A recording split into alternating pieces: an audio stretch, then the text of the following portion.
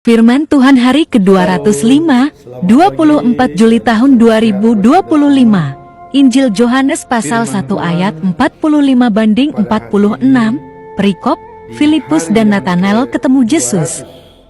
5 diambil dari kitab Yohanes pasal 1 ayat 45 sampai dengan 46 dengan perikop adalah Filipus dan Natanael bersama dengan Yesus. Jadi Filipus dan Natanael di hadapan Yesus.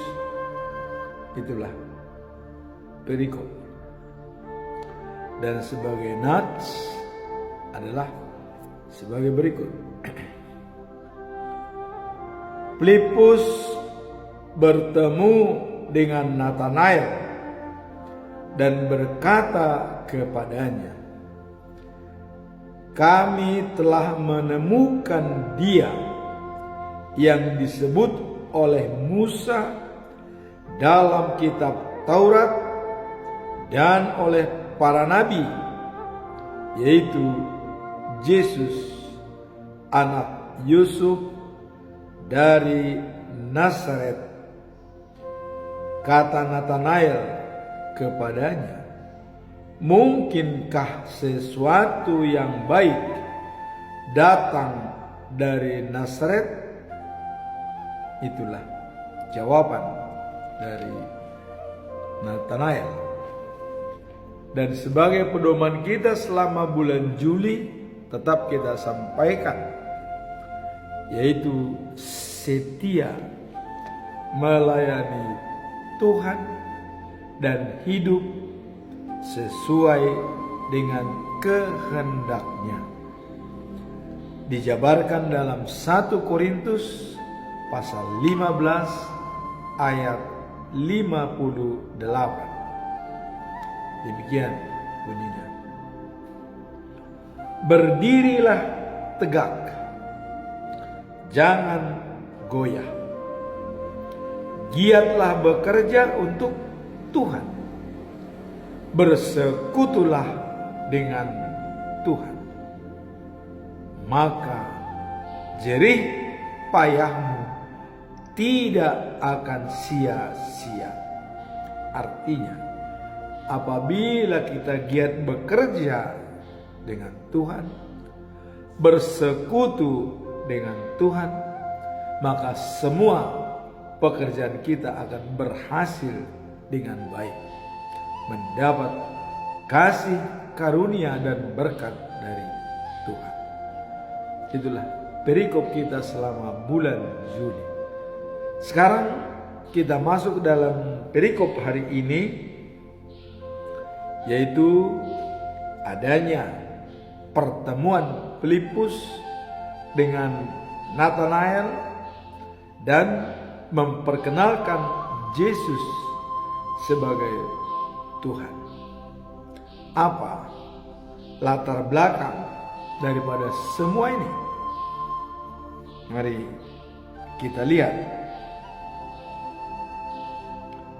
Latar belakang daripada Yohanes pasal 1 ayat 45 sampai dengan 46 menggambarkan pertemuan antara Filipus dan Natanael, di mana Filipus menjelaskan bahwa ia telah menemukan Mesias, yaitu Yesus dari Nazaret.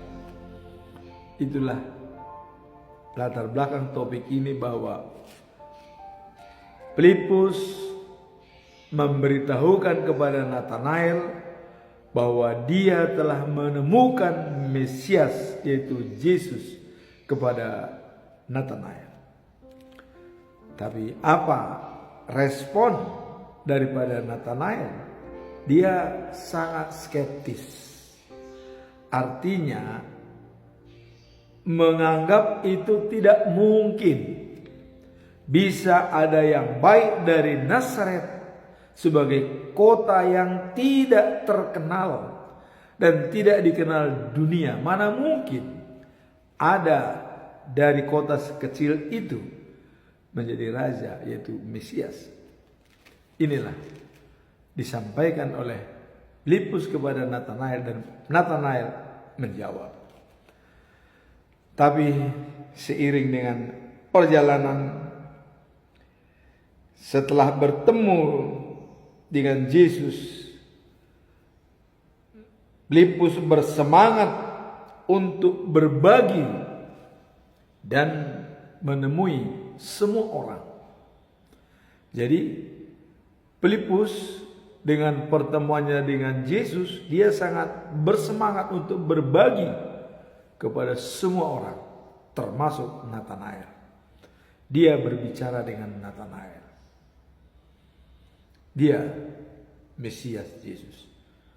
Natanael mengatakan, mana mungkin ada dari Nazaret. Tapi akhirnya Yesus menyampaikan kepada Natanael bahwa seorang Yahudi yang asli, yang tidak ada kepalsuan, disampaikan kepada Natanael. Natanael menjawab, di mana itu terjadi dan siapa yang melihatnya? Tapi Yesus mengatakan, saya melihat pada saat kau berada di bawah pohon ara berbicara dengan Filipus. Saya tahu. Dengan hal demikian, Natanael sangat kagum kepada Yesus. Maka Natanael mengatakan pada Yesus, dan pengakuan bahwa dia adalah Yesus. Dan dikatakan oleh Natanael, setelah ditemukan oleh Filipus dan melihat di bawah pohon ara, maka Natanael mengatakan, Bapak Guru, Bapak adalah anak Allah.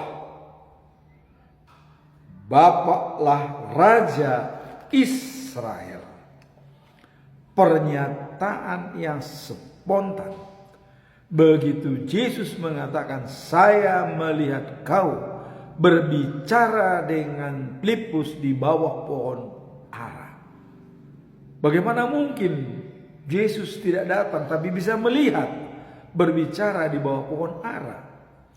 Itulah pikiran dan telepati daripada Yesus menyampaikan kepada Natanael. Padahal Natanael tidak menyaksikan Yesus pada saat dia berbicara dengan Filipus di bawah pohon ara. Setelah itu, Bapak Guru adalah Tuhan. Pengakuan yang terus terang daripada Natanael. Bapak Guru, Bapak adalah Tuhan. Bapaklah Raja Israel. Langsung.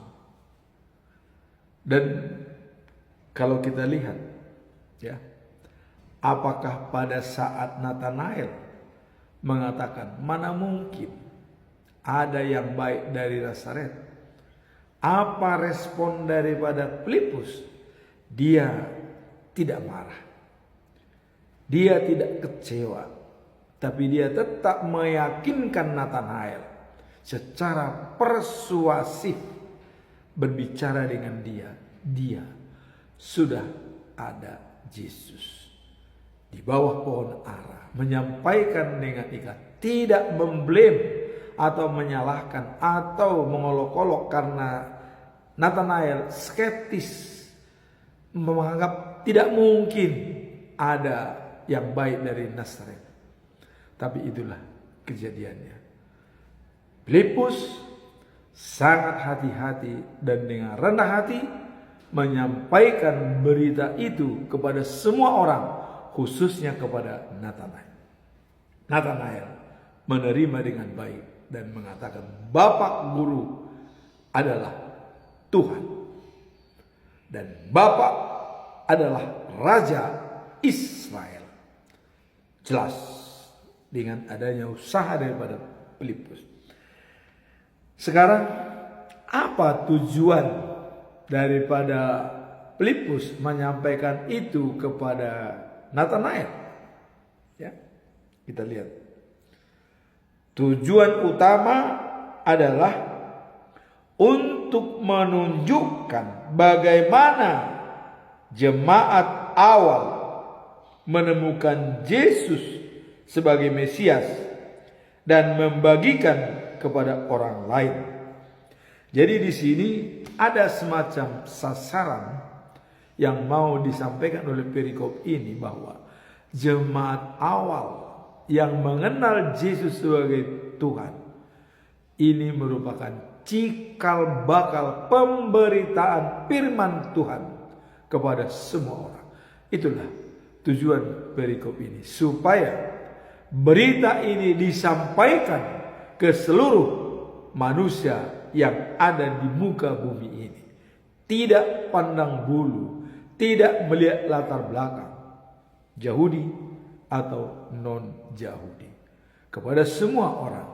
Itulah tujuan daripada perikop ini, untuk menyampaikan berita bahwa Yesus adalah Tuhan.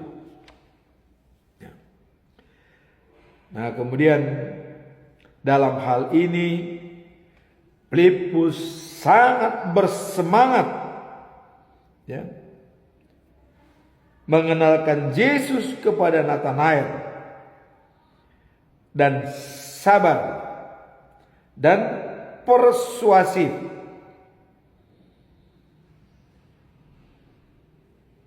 sebagai Yesus dari Nazaret adalah anak Allah. Nah, di kisah ini, artinya dalam ayat ini tentang Filipus secara aktif mencari dan menemukan Natanael untuk memberitahukan Yesus, dan keterbukaan Filipus untuk mengajak Natanael melihat dan mengenal Yesus secara langsung. Itulah usaha daripada Filipus untuk mengajak secara langsung Natanael melihat Yesus, dan akhirnya berhasil. Natanael bertemu dengan Yesus. Yesus mengatakan, kau adalah Yahudi yang sejati, tidak ada kepalsuan. Dari mana Tuhan tahu? Pada saat kau bicara dengan Filipus di bawah pohon ara. Dari situ langsung dengan spontan Natanael mengatakan, Bapak Guru, kau adalah Tuhan. Bapak adalah Raja Israel.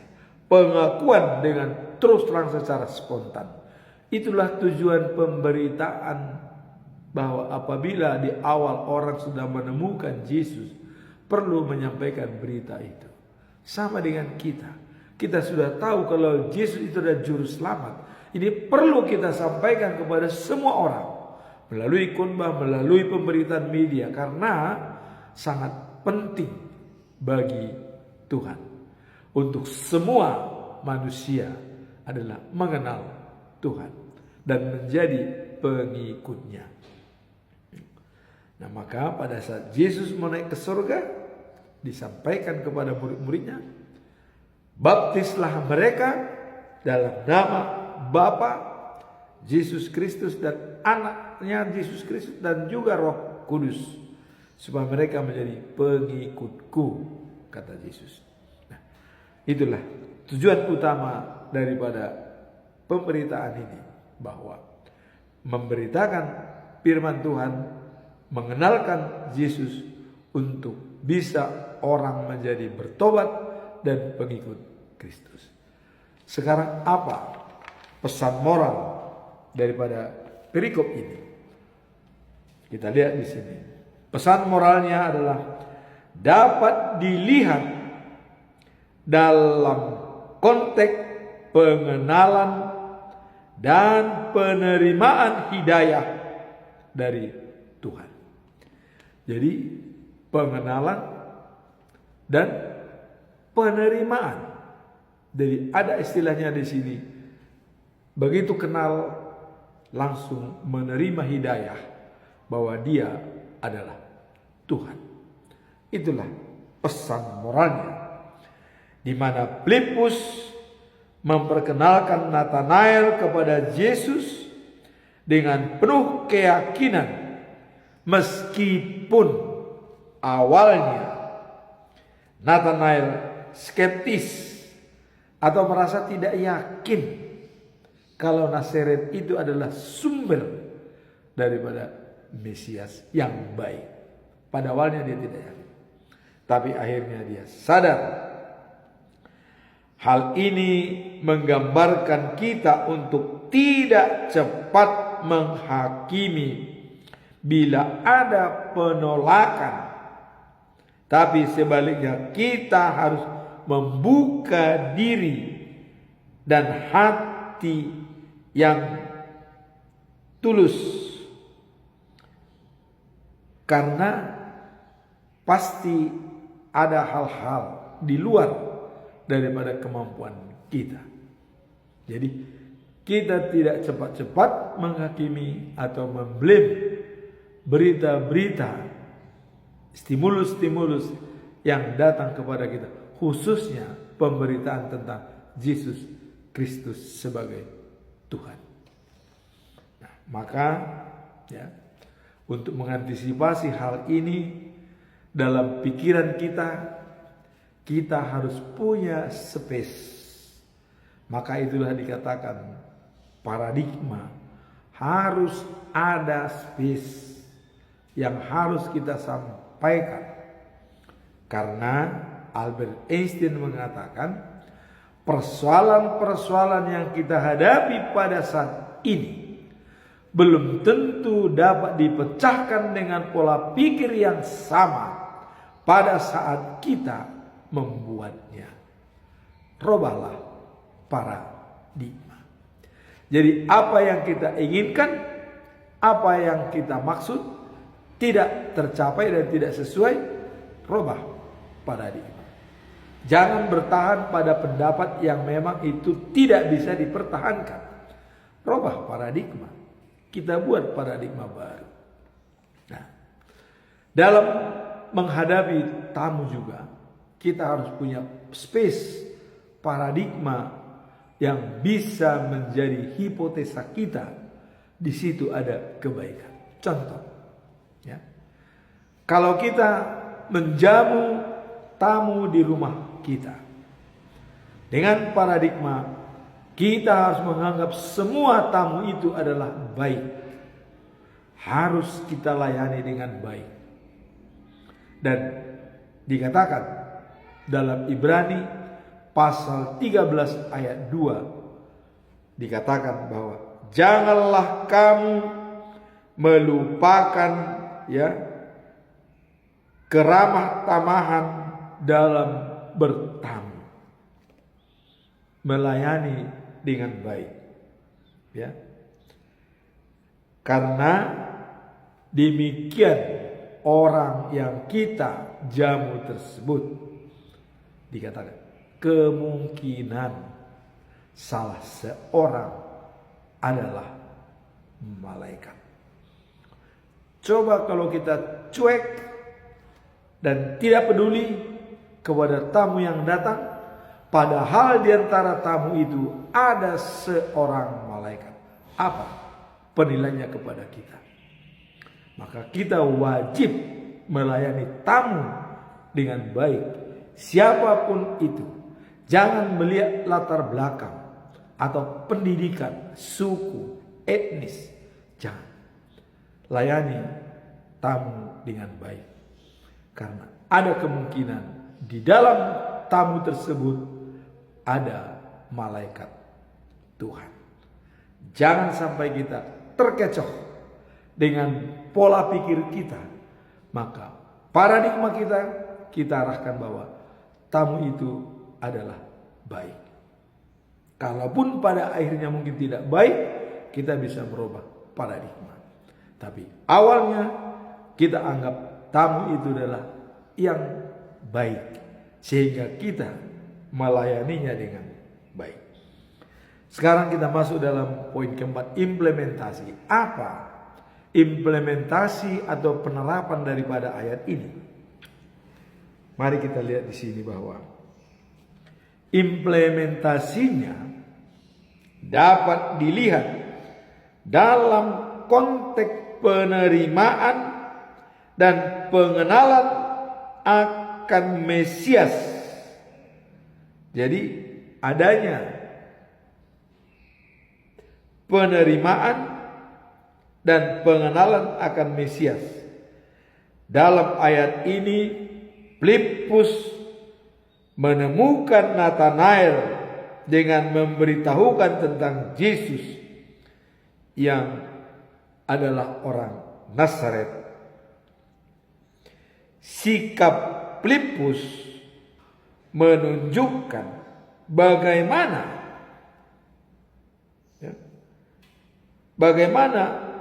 umat Kristen. Jadi sekarang bagaimana umat Kristen seharusnya memberitahukan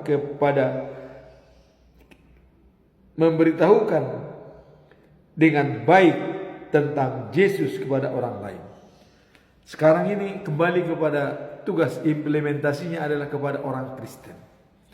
Bagaimana kita memberitahukan tentang kebaikan Tuhan Yesus. Dan kita berpedoman kepada hal-hal yang pernah dikatakan oleh Yesus.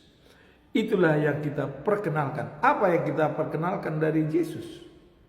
Dikatakan, akulah roti hidup. Barang siapa percaya kepadaku tidak akan kelaparan. Barang siapa datang kepadaku tidak akan kehausan. Percaya dan datang kepada Yesus, kita tidak pernah kekurangan.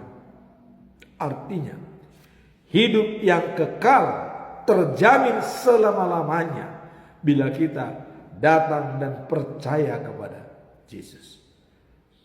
Yohanes pasal 6 ayat 35. Kemudian dilanjutkan lagi oleh Yesus, dikatakan, akulah terang dunia. Barang siapa bersama dengan aku tidak akan berjalan dalam kegelapan. Artinya selalu terang, bercahaya. Dan kita memancarkan cahaya itu supaya dilihat oleh orang lain. Ya. Nah, maka dikatakan dalam Yohanes pasal 8 ayat 12, akulah terang dunia. Barang siapa bersama dengan aku tidak akan berjalan dalam kegelapan. Dia terang dunia. Dan kemudian yang paling fundamental pernyataan daripada Yesus untuk kita perkenalkan kepada semua orang. Apa dikatakan Yesus? Akulah jalan, kebenaran, dan hidup. Tidak ada seorang pun sampai kepada Bapa tanpa melalui aku. Nah, ini kembali Filipus dia memprotes. Padahal tadi Filipus sudah mengakui Yesus kalau dia adalah Tuhan. Tapi pada hal ini dia memprotes. Loh, sampai kepada Bapa dikatakan Yesus ini. Di mana Bapa itu? Kata Filipus. Tunjukkan kepada kami supaya kami puas. Apa yang guru sampaikan itu disampaikan kepada Yesus. Datang Yesus. Filipus, kamu sudah begitu lama bersama dengan saya, tapi kamu belum mengenal saya, siapa saya sebenarnya. Itu dikatakan Yesus. Akhirnya, sebelum naik ke surga, Yesus menyampaikan secara vulgar, terang benderang, dan tidak ada tereng aling-aling lagi. Langsung mengatakan, Filipus, melihat aku sama dengan melihat Bapa. Jelas. Artinya, Yesus sama dengan Bapa. Itu sudah kepastian. Tidak perlu diragukan. Jadi jangan lagi ada mencari Bapa di surga kalau sudah bertemu dengan Yesus. Sudah cukup. Yesus sama dengan Bapa. Kemudian disampaikan oleh Yesus, aku bersama dengan Bapa. Bapa bersama dengan aku. Setiap kata-kata atau tindakan yang saya lakukan di dunia ini atas sepengetahuan Bapa. Ya jelas. Karena Bapa itu bersama dengan Yesus. Yesus bersama dengan Bapa. Jadi jangan orang mengatakan, oh Yesus itu manusia, bagaimana mungkin Tuhan. Jangan ya. Yesus itu Tuhan. Allah sama dengan Bapa. Dia sudah menyatakan langsung. Jadi tidak ada lagi hipotesa-hipotesa lain atau apologet lain mengatakan bahwa Yesus itu bukan Tuhan. Jangan. Sekarang dinyatakan bahwa Yesus itu sama dengan Bapa. Karena dia mengatakan, melihat aku sama dengan melihat Bapa. Itulah implementasi daripada perikop ini. Memperkenalkan Yesus kepada semua orang supaya tahu persis siapa Yesus ini. Tadi saya katakan, akulah roti hidup, akulah terang dunia, dan akulah jalan. Inilah yang kita pegang dari ajaran Yesus yang terang-terangan di dunia ini. Dan sekarang dia sudah naik ke surga. Siapa penggantinya? Itulah Roh Kudus yang membimbing kita dalam setiap langkah kita. Apapun terjadi sebelum ajal kita tiba, Roh Kudus melindungi dan membimbing kita dalam setiap langkah kita dan setiap kita mengambil keputusan. Semoga firman ini menjadi bekal bagi kita untuk menjalankan tugas kita dalam kehidupan sehari-hari. Pemberitaan firman Tuhan mengenai keberadaan Yesus dan siapa Yesus sebenarnya kita sampaikan kepada semua orang tanpa melihat suku, ras dan agama atau etnis atau latar belakang pendidikan. Dikatakan oleh Paulus, Yahudi dan non-Yahudi sama saja. Demikian firman Tuhan pada hari ini. Tuhan memberkati kita. Amin.